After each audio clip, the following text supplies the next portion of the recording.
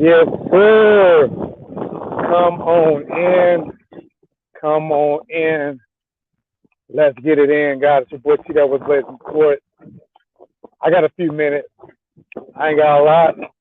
So we're going to condense this work. Give it to you straight. No chaser. It's your boy T that was blazing sports. I am back at it like a crack at it. Giving you boxing geekers this work. Yeah, man. Listen, I hope it's true. I hope it's true.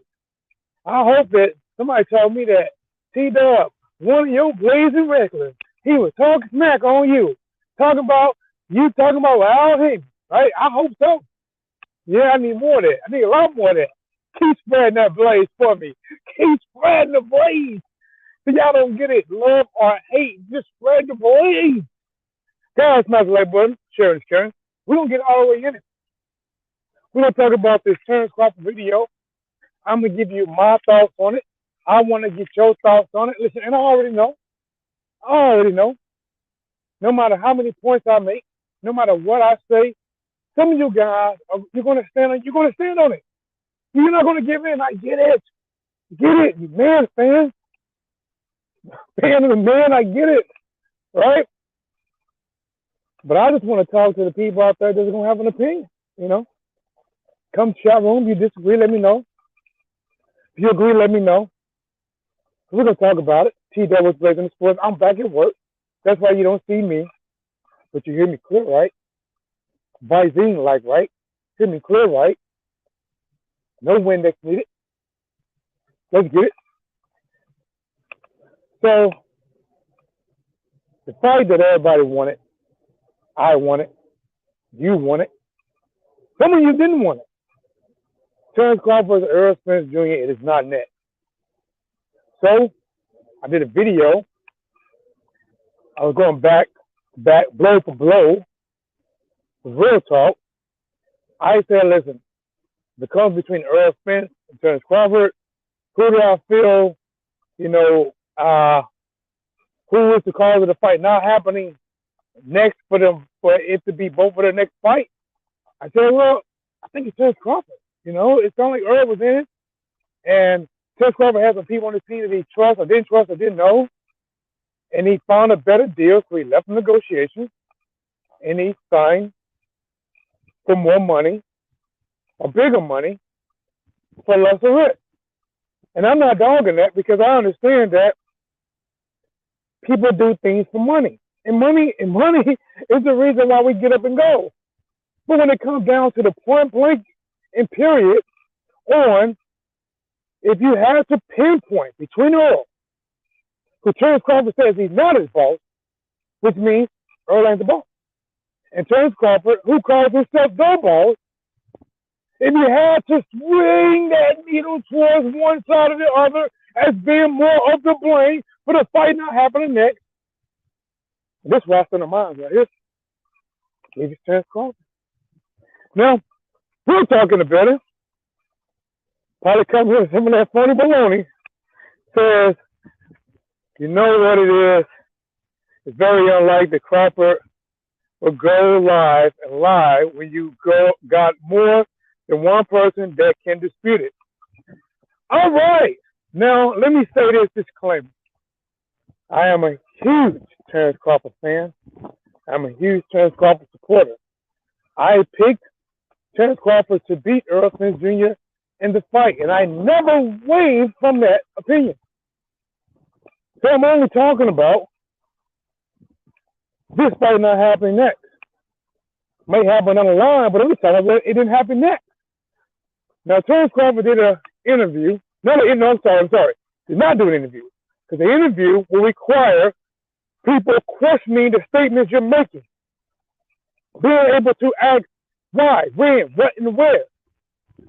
Those questions when asked. So the statement he made on Instagram,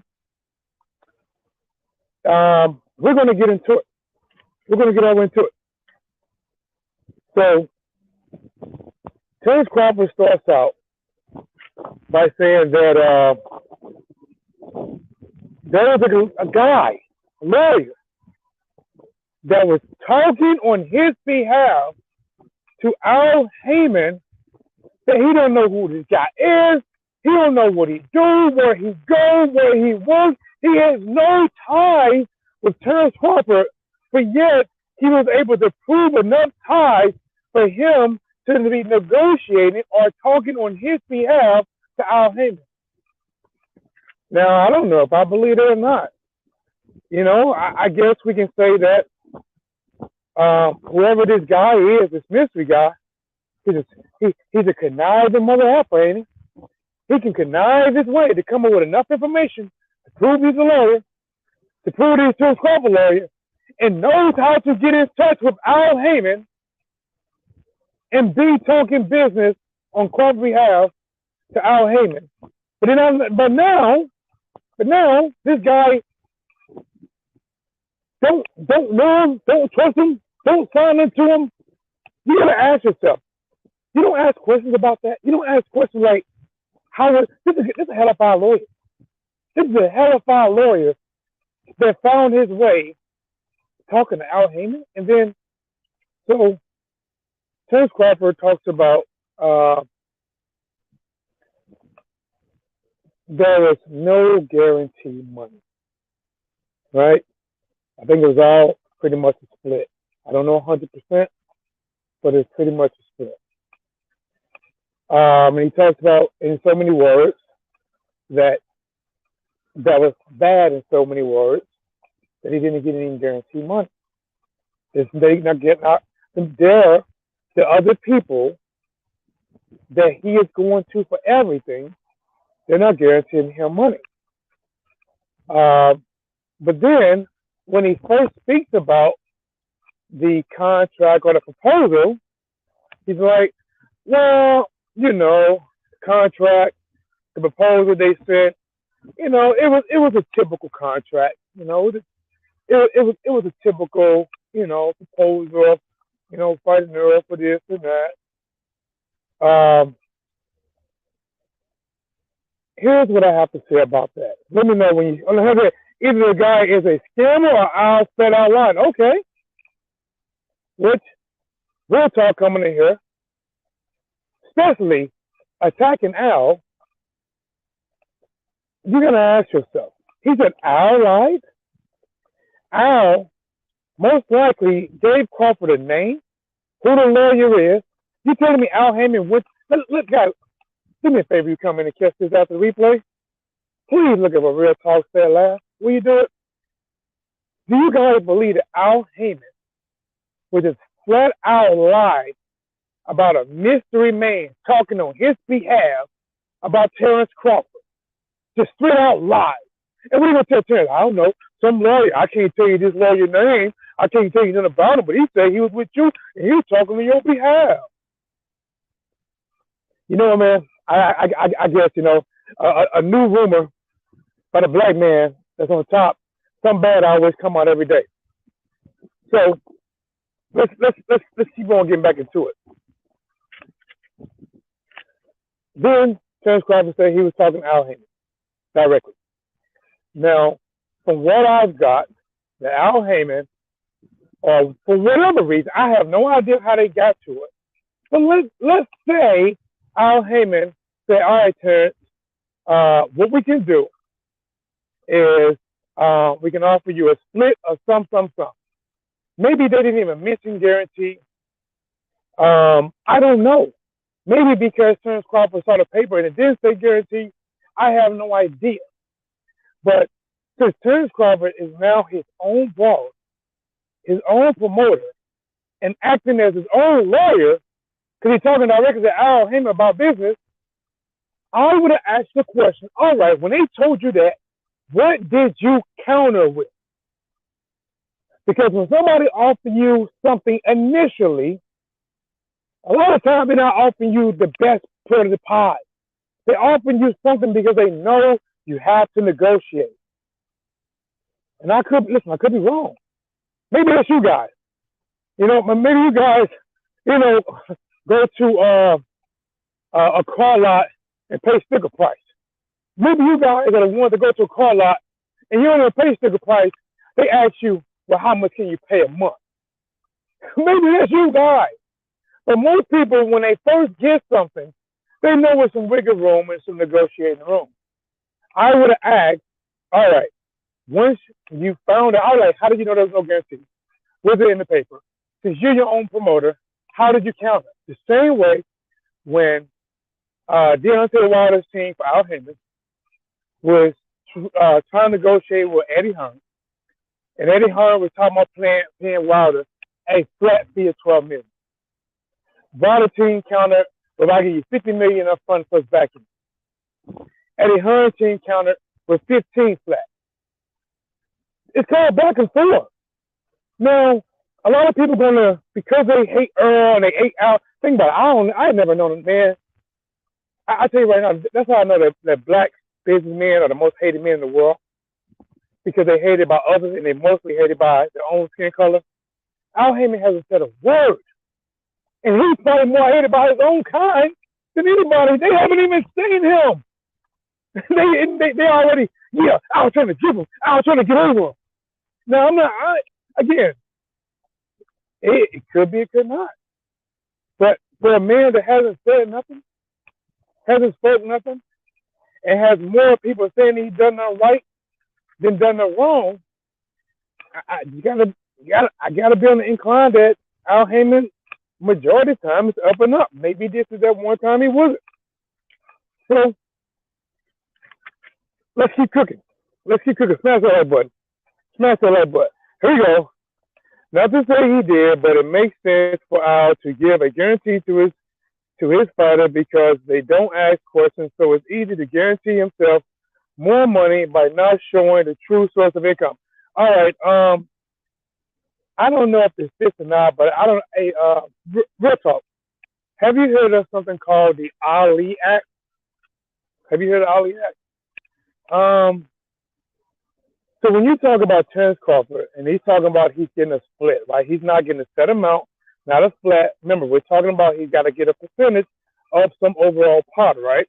Well, the Ali Act goes something like, it specifies that a sanctioning organization may not receive any compensation from a boxing match unless it files its bylaws and a complete description of its rating criteria, policies, and generating sanction fees scheduled with the FTC.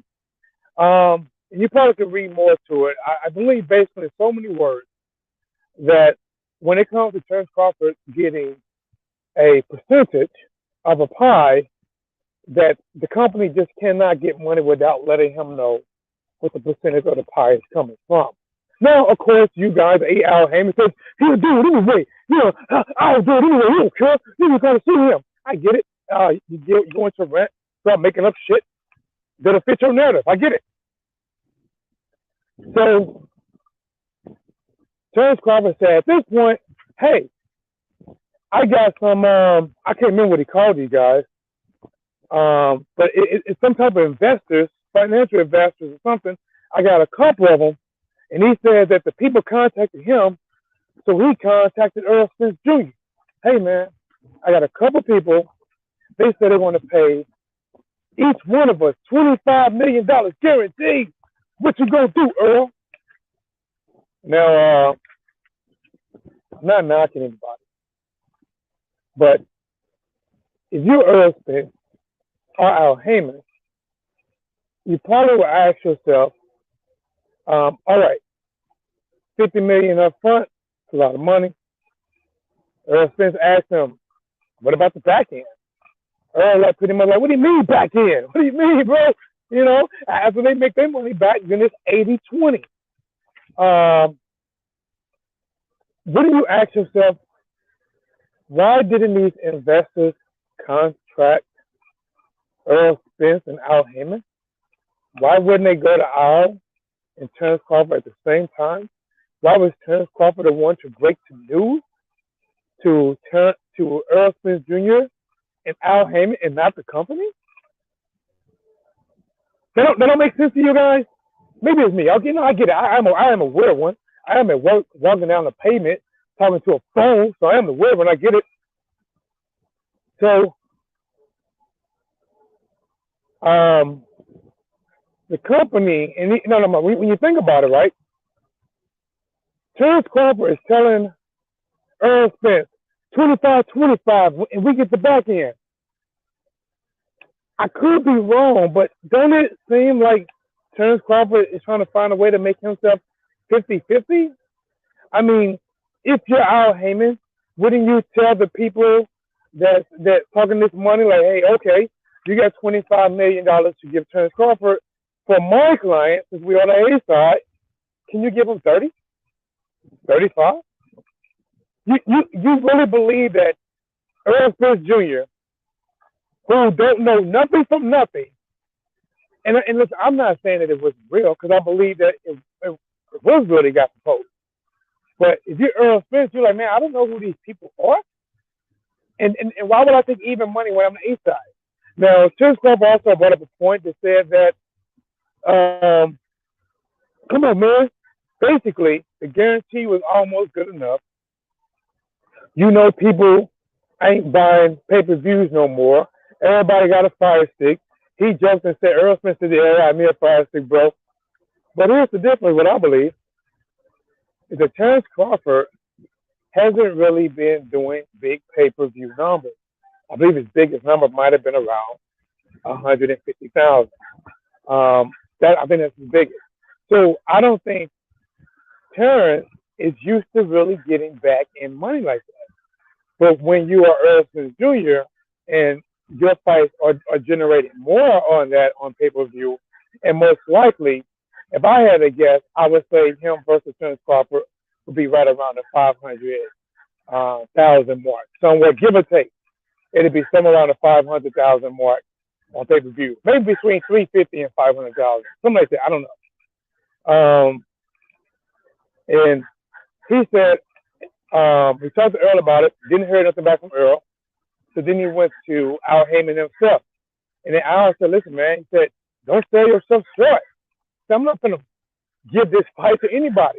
Because, and again, I don't know what was said, guys. Listen, what we are getting is one side of a conversation.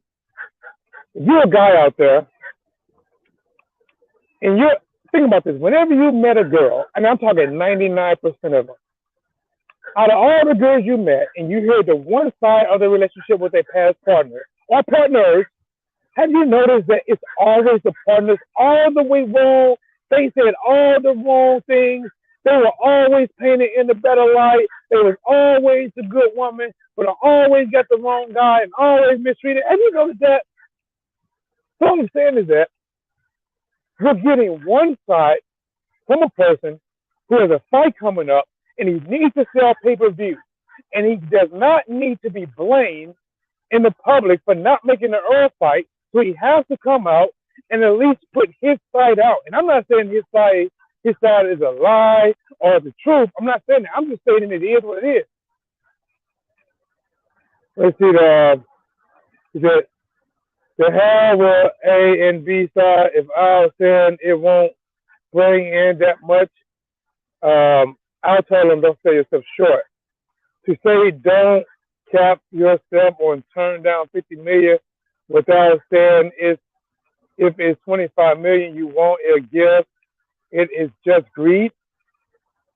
To say did you write that on the sheet? To say don't cap yourself and turn down 50 million without saying it is 25 million. If 25 million you want ill give, it is just greed. I think I'm butchering it. If it's true, then Al and Spence would deny for other involvement. Well, listen. I'm only giving you my perspective, right? And my perspective is that Terence Crawford said that when they were talking about taking no money up front, he said he was cool with it. He wanted to do the fight, right?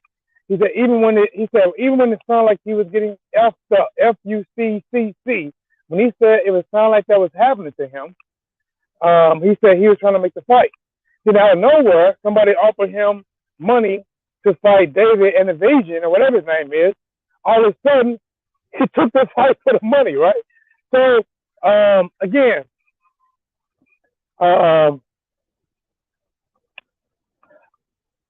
I believe that the statement that Terence Crawford made. I believe it was done because he has to sell this fight. Listen, it's on pay-per-view, right? He's getting paid a lot of money by BLK Prime, and listen, again, I'm not mad that he took the fight. I'm just saying that I believe, because the money presented itself, he's the one that we're not getting the fight we want. That's all I'm saying.